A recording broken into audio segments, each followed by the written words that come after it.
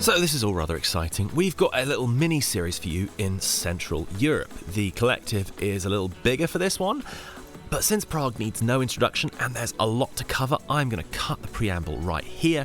We'll explain later. So the Prague flight was a brisk 90 minutes, and landing in the city, it was already pretty boiling. Getting from the airport is a slight fiddle. You get public transport tickets from these machines, then you need bus 119 to get you the 20 minutes from the terminal to the first metro stop. I mean, why the metro never got extended that just a little bit further to the airport is far from clear, but there was enough of a throng to follow, all doing the same motion. Then metro, and we stepped out blinking into the Czech sunshine. Most of us had 2 a.m. starts, so we stopped for a first coffee in this rather charming courtyard. The coffee was good. It was cash only, something I discovered in the planning phase. Czechia doesn't use the euro, though in the capital it was widely accepted. The Czech currency is the koruna. Exchange at time of writing was a little fiddly, like 100 koruna was just a hair over £3.50. So yeah, not the easiest arithmetic on the spur of the moment. Then, rounding the corner, and we were on perhaps the busiest highlight and quite possibly the most photographed part of Prague, the Charles Bridge.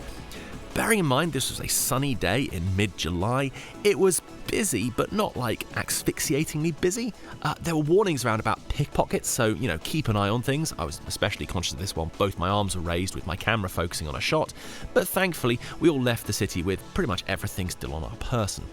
It's a great spot to see much of the city's architecture. The castle is up high behind you as you cross towards the east bank. Prague is perhaps iconic for its spiky Gothic spires, which make the spires of England seem positively obese by comparison.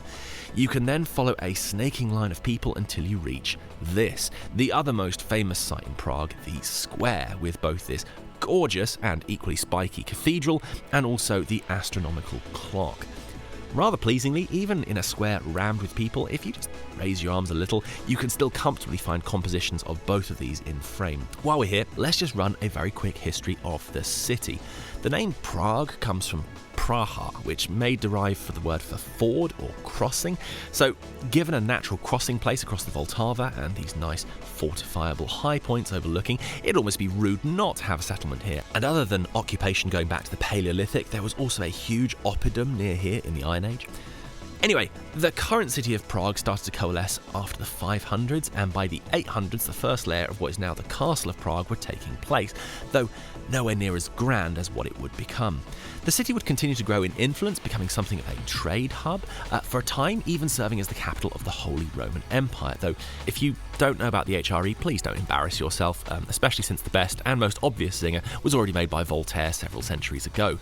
The city was also significant in the early stages of the Reformation, as the home of Jan Hus, and after he was turned into a barbecue by the Catholic Church, it sparked the Hussite Wars and the first defenestration of Prague. And it is never not fun to mention the defenestration of Prague. I feel like those guys might be overdue another one soon. Maybe from the ground floor this time. You could set up like an activity centre. Ooh, escape room! Yes, escape room! Anyway, this part of Prague, while very beautiful, was peak tourist prices, so we got a little way clear of the very centre and were lucky enough to find a traditional Czech restaurant. Beers were only... oh, damn it, gotta do the conversion again. Oh, that's like $2.30 for a pint. Oh, that's brilliant. When they arrived, I bit my tongue rather than the British norm of asking them to take it back and top it up once the head had gone down a bit. This turns out to be a feature rather than a bug, and was the way most beers were served to us, at least for the next few days. It appears to be the norm here. The food took a while to come out, but it was a welcome chance to take the weight off after a day of near constant transit, and it was nice to find both a traditional Czech place and without an exorbitant price tag too. We averaged about a tenner a dish between us. And on the hot, humid afternoon, the clouds broke and the rain began falling. With all of us still a little on the drowsy side, we headed about 10 minutes away to a coffee spot here at Smetana Q, just overlooking the river. The coffee was really good, but the desserts were something else. It took 2 of us to defeat this caramel chew pastry situation. That's like all 3 of your meals for the day, just in one plate. The rain had eased somewhat, with some beautiful views over the bridge to the castle in the distance. I'd come to a realisation this afternoon. This is going to sound a bit nuts, but for all the exploring we've done this past few years, from Morocco in the west through Jordan in the east, as well as Turkey, Greece, Italy, France, all of these fell within the former Roman Empire. You have Denmark to the north and then east by the Limes Germanicus and the Danubian lines. Okay, technically the site of Marrakesh was away below effective Roman control in what was then the province of Mauritania, but that's hardly relevant here. Anyway, being in Prague was the first time I'd ever been above this line. So, I feel like I can hear an audible booing even as I'm recording this. We'd been so caught up chasing the Venetians around the Adriatic and the Byzantines in the east and the remains of Al-Andalus in Spain and the Mycenaeans in the Aegean and so on and so on. We just not had a chance to do Scandinavia, and this was before I'd even made it to Germany yet. But for the first time, we were squarely to the north of Roman mainland Europe. I know, it was a milestone for me anyway. And hey, this is as good an opportunity as ever. We've got a lot more that you can check out on the channel. Just a little way south of Czechia, we've got this whole series of episodes in the Balkans playlist. We've done the Croatian coast end to end. We've covered Montenegro. This summer just gone, we were taking this huge cross-section of Albania. That's not up there yet, but we've also got shorter trips to Bosnia, Slovenia and Bulgaria. Then we've got an increasing pile of episodes from around Greece. And one of the huge projects that's now been spanning around 6 years, we're doing this massive series on the Venetian Republic, which, to put it way too simply, is the most significant Mediterranean power you've never heard of. It's a fascinating story that's taken us all over the place, and yes, links to all of those have been popping up in the top right. And hey, you can help us out by dropping some likes and comments on your way past. Cheers. Alrighty, so it was metro and a short walk to our hostel. This is Plus Prague. It's enormous. I was more accustomed to hostels being more kind of like bootleg indie affairs. This place is 4 stories, crammed with rooms end to end. We arrived there as a coach of 50 who just arrived ahead of us, so we waited a bit to check in. It was kind of nice, though, the lack of aircon in the rooms, the ceiling fan and the tiny crack you could open the windows barely made a dent in the heat. So we were all basically sort of showering 2 or 3 times a day and then just not toweling off. And you'd be bone dry and boiling again in under 10 minutes. Anyway, out to see the centre in the evening. Got street food in the form of this Czech sausage, which was a bit of a mish to eat, but well worth it. Wandered back to the square, which was bustling with people, and about 1,000 people were gathered, phones raised around the clock to see the mechanical thingy chime at 10 o'clock.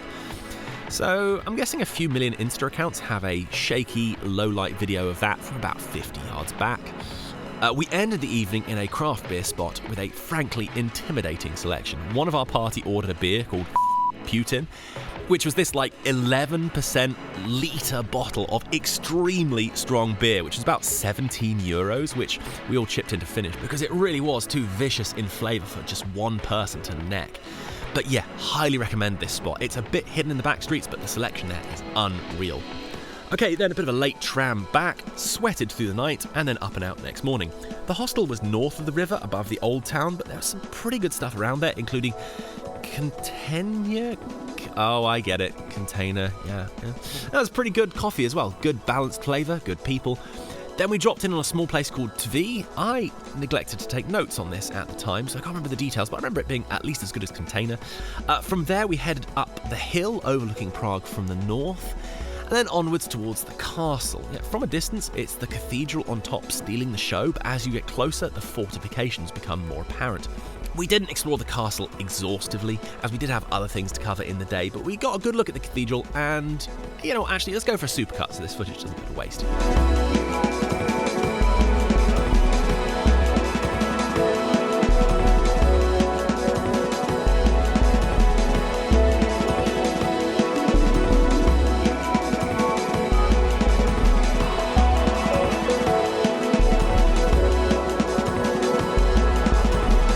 So yeah, a lot of our day seemed to be going from one great view over the city to the next, a low-angle flag shot. So after enjoying the views from the southern ramparts, we headed down the hill and eventually found a place away from the sort of inflated tourist prices directly beneath the castle for a drink in what turned out to be this semi-ominous, though very atmospheric cellar.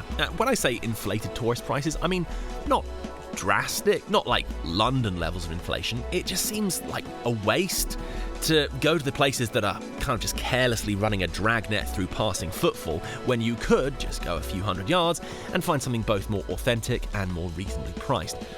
So then, hopped on a tram south and a look at the Vyšehrad fortress. Now, despite its sturdy artillery walls from much later, This was the other early site of occupation for what would become the city of Prague. While, like Prague Castle, it's dominated by this church, the masonry here is only from about the late 1800s, but there's a much earlier church on the site. I was afraid this was going to be closed, but there was a guy inside taking entry fees.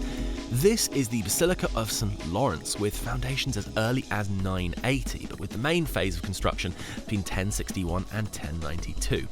Now, yeah, these are kind of mostly just the foundations, you can see the apse here, but it is ancient enough to be a unique site, especially for the region. They also found this unique tiling. I know this won't excite most people too much, but it's one of the deepest roots of the historic city, and I thought I wasn't going to get to see it, so I was pretty pleased. We then linked to the museum. I mean, just the building of the museum itself is an incredible structure. There's a great collection of early Czech artifacts, particularly from around the 700s and 800s. There's a great deal I'd love to go into about the foundation of the Duchy and later Kingdom of Bohemia. This was all stuff I was learning as I went through, but this is probably not the time and place. Very much recommend the Prague Historical Museum, and there's a great viewing platform right above the dome as well, where you can see all across the city. Well, after a bit more of a walk, we ended up sitting down in a pizza place, which was great, but didn't actually film it. Then this was mandatory. You see these on almost every corner in the centre of Prague. It's loosely called funnel cake. I mean, try and find a place that's making them fresh, as opposed to just having them lying around getting stale. You can get them filled with all kinds of stuff, including chocolates, apple, cinnamon, topped with ice cream. It's all very indulgent. Then headed back around dusk, and that's nearly it for this story. Next morning, we were out to the bus station, and even though that was the end of our Prague stage, please don't pipe up with the faux shock like, oh, I can't believe you didn't do... Insert name of Prague location here. We were hoping to see the Pater Noster, for example, but that was closed when we were there. Look, I know full well with city breaks that these lists grow up of must-see locations, and any omissions are treated with scorn and disbelief. Look, spare me your pretend outrage. I spend my life being completionist with ancient sites, scouring the countryside for traces most of you would never even spot. I visit and revisit areas just to get as much footage as possible, tracing the ancient past. We are not even attempting to try and catch every little tourist dot on the map here. Ditto Budapest in a bit. For a glorious change, I have a few ancient bits I was determined to catch, and the rest is all optional. And wow, is this how normal people feel when they take trips? Like, not caring feels great. So we were leaving Prague, but... okay, let's just say I haven't been entirely forthcoming with the nature of our trip, and the reason our visit was so brief, this was just the first of a rather ambitious series of destinations. But, so that this episode doesn't become too over-padded, and as a non-too-subtle sequel bait, I will explain what's going on in the next episode. But to quickly conclude Prague, it's clear from any pics you see of it beforehand that it's a pretty special place, and despite being touristy in parts, it never takes the sheen off the magic of being in the main square or on the bridge, or just admiring the breathtaking medieval towers. However, perhaps more remarkable still, Prague is not just some historical curiosity. Outside of the centre, the city is bursting with colour and creativity. It is obvious from every street corner that there is a great deal of culture and all sorts of fascinating things going on all around. I mean, extolling all of this to you seems redundant. Prague's reputation precedes it. I don't have to be the one to convince you. This place is pretty much the king of weekend breaks because it's so distinctive and has so much rich culture crammed into a small space. There's a lot more to explain, but that's coming in the next episode, so do stick with these as it's part of a much larger journey. In the meantime, if you've been enjoying the music in the background, that is ours. We make all the music for these episodes, and you can find it on bandcamp.com. If you want to support the channel, that's the place to do it, though please leave a like and a comment below, and you can find us on all the socials. Otherwise, we'll catch you very soon.